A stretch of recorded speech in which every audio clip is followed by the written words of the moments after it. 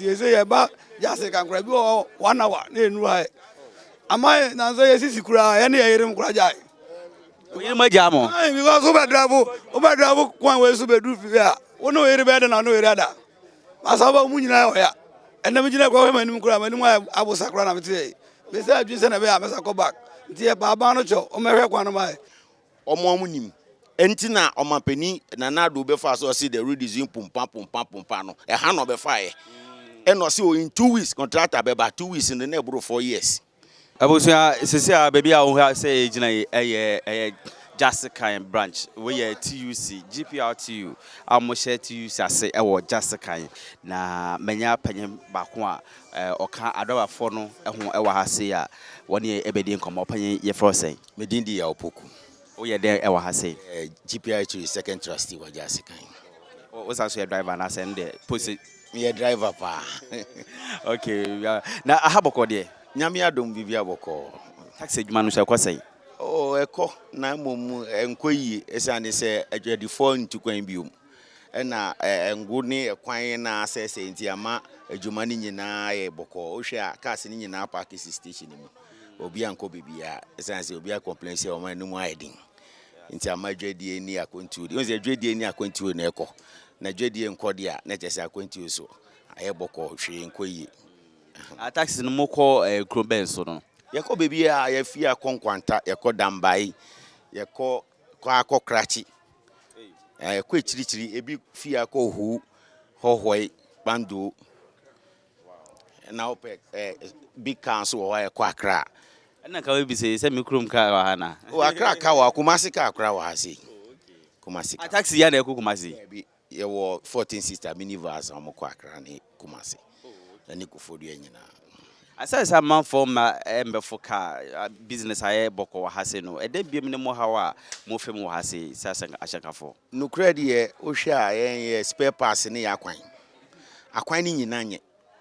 o hwe Jessica kroma obon se yakakwan na kodu krutia efi akon nyina kwan ne nye o fa rawra kwan a enye o fa howe kwan enye bebia obef abotase kwan enye enti e che se akwan ne nye generally no is out of 85 over 100 akwan ni nye that's ye ba no ye hu okwan no so se ofi hohoi e ba na etutu sa but asa obedi ukro bibi so ho no ma ho ne de ye gu na anya bia ho ne nka Jessica ho ana nti no muja ya na on se bebi aka na o manye no ho na contract no omo sabe review contract no ho no mo yesie because ya ben contract na o ma ehun se out of 28 kilometers no 20 kilometers no motua mo nti ho no ma yedu nti 18 she no botom driver for the yen hwehwemu because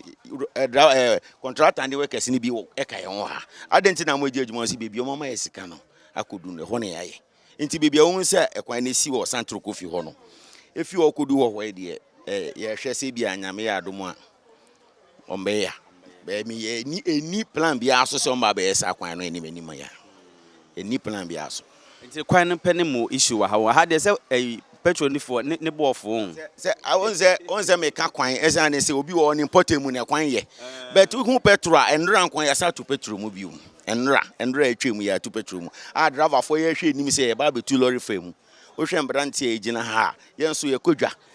ye yire mu ne emba mu ko school dia obi a ye bi enti se mu to petrol nu mu na che se o mu reduce your profit margin enti definitely no I was say ye tu lorry frame na so yan say adwen say ye busuafo bi nso beba betu kwan enti I was say ye nsusu wo hwe say aban en bobo ni nye bibi mfa ho na say de o tutu petrol no mu no ye on timi mbra na say I was say otimi so mu wo ho enti na ye o ya aban no edu bebi e say ofaka enye bre bia na obegya ka mudi ama timamufo say o mo mfaka what na make na say because aban wo ho no owo nyoma bibire bi wo no mu a o ya o twetwa su a obetimi dia fa petrol kan bi na driver for ni Ghana for ho atom kakra didi say enu na e wo say aban ni yes ampempenso yi ye ya hwa aban bibiri say o ma yes an ni o ma no na say onye dia na che say obu apayo me gidi say ha ya ebuem constituency Kofi Adams ura Kofi Adams na ye na mo MC obetimi aka bibi a che ma enmani mi ya kwan ne de o mo metwa so ma ye wi na why 20 no na 8 na aka ne Omo beto asomamo. Michelle Honorable Kofi Adams ono oye nejuma esese woye se ye MP na oye bibibia se wo be kaya mre bi atwemu kura no o ma road committee for parliament ho chi wo mu ye fa kwan wo magyaagya ne ade na ya MC de no kura ontimi nya hwe esiane se ne ndu bebia abaya tisuyi no MC Ono so na oye na nado wa ha o. ono ne na nado na ne ndu bebia na nado na woni nu bebia de na se ne na menua o ma yatimi no eye bia meka se nipa dubi pe eno kasa eye adwuma de aka nyina de obi amfo bi nyehwe esane se ye demonstration wan de kwa oba no pa no ba be patcho se o menua no mesere mo ma yenja ansa no ba be o ma be da ben ekwan wei efri 2016 28 kilometers menua 2016 no mo sha asem ye 16. In fact me ba school kakra wo boyman that's kan haya intino me hu fiti 2010 e ba ni nyina na nya so to akwan we so untimi fa so untimi fa ho ema sa amre na hu ye no e na ye wura jomama be ma road leader for ba kwan no so masa o mo shepu kwan no rezi kwan na akase ye di bitumen begu so MPP for far power masa kwan ni say ama ye kofa tetema ye ja 28 kilometers kofa 38 kilometers for 2 years and counting. A kwanya na yendi cars e faso. Ye jato ho me kwani say biom ehunu ye kura na ye faso biom. Every 2017, 2018, 2019. Omo nim. Enti na omampani na nado be faso see the road is in pumpa no. E ha no be fa e. E no see in 2 weeks contractor be ba 2 weeks in the neighbor 4 years. En na sa kilometers na sa ka ho no mo. Enti wo hwe a e yo bo apaye anya de o meye amayen. Na yen so de e dim say ya no musu etwen open enche bi abusumu no mechi ye behwe se de ade ne beko sa adena no hede obaye de asiye pa ye da asitire ye ne mbesi ni bi ni nkomo na asikafo na mbeka salmo mbre na yen kasa na ye hwe se na business eko da bes mo wen fa mo mbra na yen kasa na ye hwe se na business ebeko ye fro say so ye frame Daniel yes sir you treat taxi wa o try o ko yen fa o mi kwa kejebi ni hohoi e na rara kejebi de sam kwan ne ye o kejebi de ya no kura ye kwan no ye because ye nya asphalt ba rara kwan na hohoi kan wa aka no ono na enye nti ye hwe se aba no nye bibi mfa homa ye mpanyi fo ka se wan hwa mo beto lo fem mu na o mo ya adwen o ano de no kura so mutum pa because yi fuwe no bebi e kro no ya ntuma na ese ye bra no nyina no mfa so bia ne so na ese ono aye de mafuwe nti o mutum a ebeboaye ama yesu ya nya bidahwe ye nkora ne ye yire no mu sepa etashaka no na ye ne omo edi nkomo eye jazz kan GPRT wo mo nkrabata e wa hase station ni de so o ma hihye ne kama ahanso neat etino ope ka ko KJB hwahwai hu chese empatem hanom ne de o ma je aboso o mo mte so pa ye do ma senso se ba ye o ma je enfel so obaye ye fro say innocent amanfo apisokubi zene ukoyaf ukofu bi apisokubi obaye also uchi taxi wa hawon uchi taxi o kwan fa rara damai just kan ho se waji baby na SK de wo tase de ma che umpa be 25 years se me na mu I will drive your kwan way so but problem I wa kakra ne se rara ba just kan de be since we this is no ma abi kwana to o ma jai e kwana ka 15 minutes drive but say is roughly about 30 minutes kwana enu just kan e bi 1 hour kra so to dia kan kra o ma twi kwana wi o mu du kro nu so mu twi bush nu so mu du kro so na wa jampo ato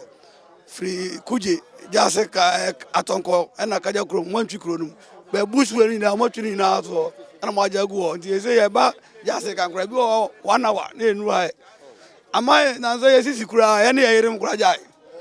we ma jamo because o be drive kwan we so be du fi ya wono yeri be na no yeri ada asaba mu nyina yo ya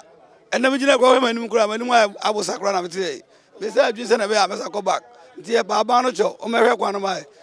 kwan no yanya dwu egu o akase be gu hu be say asa kura nti e say mo da aba no te nka o mebo ai kwan no so kakra na ye bre o yere kwa be wo kra ne be we du ara oba na wo kam a wo free ekuje na o yere na yam kana de no kora ara unu ara na wa ko se kwa na se ti be na no kra de obi kra wo kam bad nti o me boy kakra na o munye kwa na ara agidi pa ara kwa so ku bi de agidi ti o me boy kakra me kaba ma no firara ai o firara etino no awonim kwan no eti ashakafo amo ewo GPRTU bra mombra ye nin komo mombra na ye nin komo GPRTU amo shetu si ase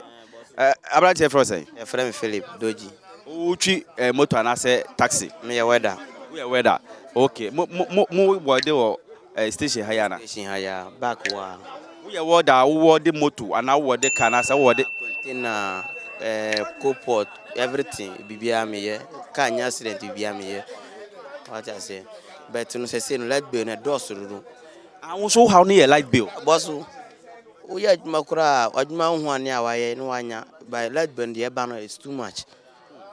ya me ka what I say but no say no ye nyina Ghana na ya hye betimi aya adwuma de wanya no say no e work and chop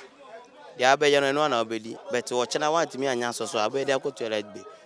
but light bill ba na babum bibi tibi bat say oh man chatura me last month me to almost 7 million but me nyajuma bia 700 Ghana cedis was me that down it's too much anything am hunting am ban because omon boy is too much ye bre do yen kasa ban no ti so no nyo o ye kora na ye ya na ya to ama no ya na ya push no na kum but no omon boy omon show no omon boy me ma ban na ti so but no it's too much what I say ye nyina ye namu ye nyina ya bre for ne nam but no so omon show no omon boy ye nyina ye bre wo ho ya me ka what I say ko wo nyina se no car fufu e no after so abaha enyes ka keto no wa science abedura me ntwatora enyes ka keto no wa science abedura what I say nti mun hwe na munya ho adwuma mai dia me wa me ka no na light na stable ha de oh ha no sometimes it me call 3 days 4 days kwa na mai e wo ho it me call 3 days 4 days na em buy cry ya wo musa fitana pasa ko si anwumre e wo ho e ti me call e be won so anaba anaje 12 ko ti me call sa ma mache na ba what I say e be was say so heat wo ho anya nyina na ya use air condition de ye ba ko na esi was still one ba anya nyina na ya use no ye bi no ye use fan light na ne ma na ya use ba light ben ban so a na babum ba ho ti mo na munya bi fa ho mai why manya ba de ye shamunsam ya be de na say about ECG for am wo just kan patem ma boem constituency yesra mo hwe light na mo monte ayi so ma mo ye for say Duho John John John o ye de wa me patam ya driver ni o ye driver ni okay what boem na igbe na what me ti boy ba maintain papa ba me ya igbe ni o ye de o twi taxi o twi okada na sede o me ya driver me twi taxi awa o ko far side me ko nkwanta me ko hohwe me ko abutase ba ye kwan no especially from just kan e ko abut no almost so hwes no mo ye humai at times I bet me use 20 minutes akodo abutase no use 1 hour e de kodo abutase especially we do akako test bonka bi o senso to kra ye fan waram asana yakọ abutase enti yesre omo hwe bibi na omo yes faso mai because ye kwan no die especially abutase kwan no omo hwe no mai any sanko kwan no omo bombo na omo ye hu faso mai because ye young boys I started drama is say ya obi ka na ye twi na ye di scan tos papers ade na ye benya o ban no mu enti yesre omo hwe so na omo fa omo ye bibi faso mai esre omo hwe so na omo ye bibi faso mai because ye kwanu hia especially drivers for the ye kwanu hia and afu so no e kosro enti o mape no hwe so na on ye bi fa so ma because election ye ba o ye sa nipa ko o de be betina na mo no obebre pa because on hwe so na on hwe so na on ye bibi e mai